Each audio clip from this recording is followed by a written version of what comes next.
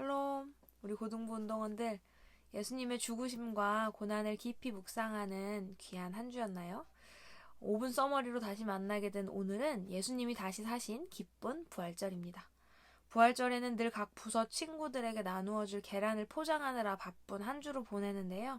올해는 교회 자체적으로 부활절 예배에 나오시는 분들께 드릴 계란 한 250개 정도만을 포장해 놓고 나니까 뭔가 더 준비해야 하는 것 같은데 뭐 이런 약간 아쉬운 마음도 들고 뭔가 알 수 없는 싱숭생숭한 마음이 드는 한 주였습니다. 그래도 이번 주 아주 잠깐이었지만 다혜 간사님과 함께 여러분들을 만날 수 있었던 걸로 이 서운한 마음을 달래보면서 예수님 부활의 의미라는 제목으로 4월 12일 부활주일 5분 써머리를 시작해 보도록 하겠습니다. 여러분은 예수님의 부활을 믿으시나요?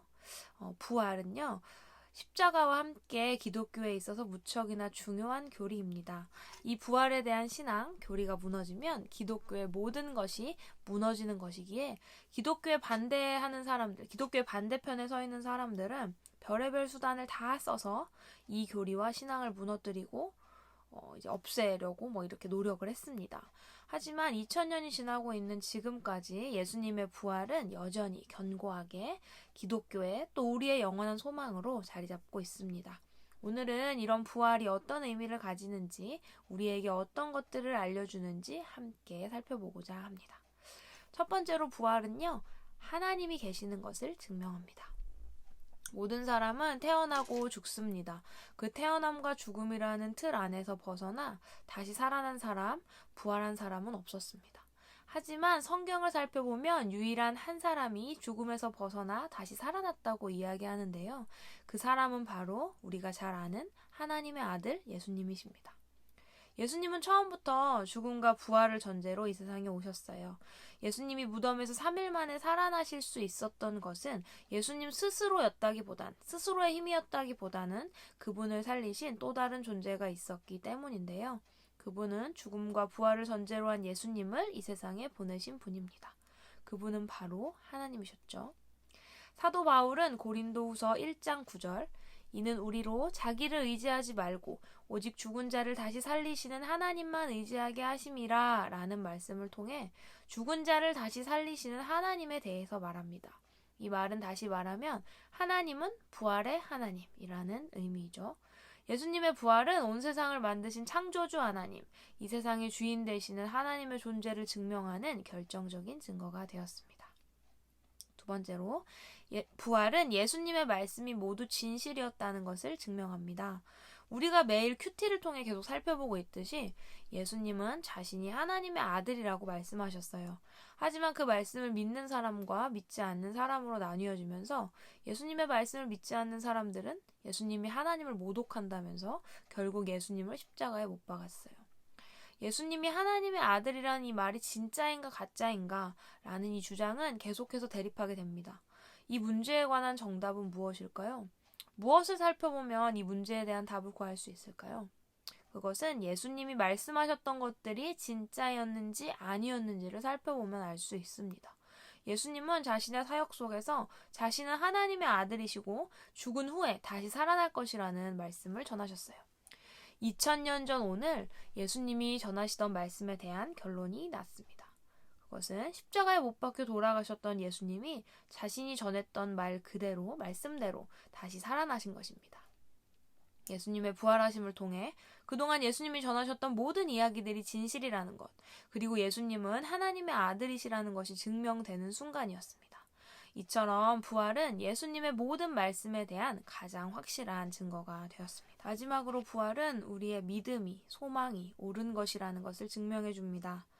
세상은 우리에게 말합니다. 야, 돈이 최고야. 돈 많으면 네가 살고 싶은 대로 완전 멋있게 살 수 있다. 그렇게 되려면 우선 공부를 열심히 해야 되는데 잊지 말아야 될 건 자소서의 적을 다양한 스펙을 쌓기 위해 너의 시간을 투자하는 거야.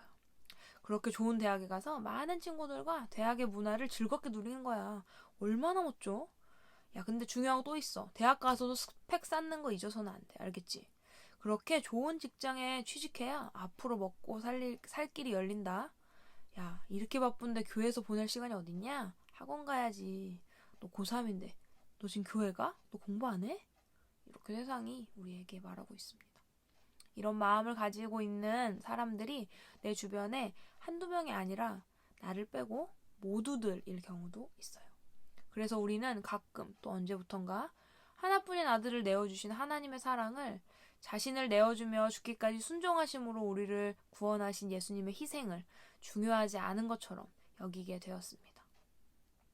하나님이 나를 선택하셔서 하나님이 나를 자녀 삼아주신 것에 대해 하나님 나라의 소망을 두며 예수님을 닮은 삶, 온유하고 겸손하고 사랑하고 나누고 베푸는 삶을 살아가는 것이 이 세상을 살아가는 데 있어서 스펙을 쌓고 좋은 대학을 가는 데 있어서 조금도 쓸모없는 것이라고 생각하기도 합니다. 하지만 오늘 예수님의 부활은 우리에게 이야기합니다. 이보다 더 큰 은혜는 없다고 말입니다. 예수님의 죽으심과 부활을 믿는 너의 믿음이 하나님 나라를 구하는 너의 소망이 옳은 것이라고 말합니다. 세상의 많은 사람들은 자신이 옳다고 생각하는 것에 최선을 다합니다.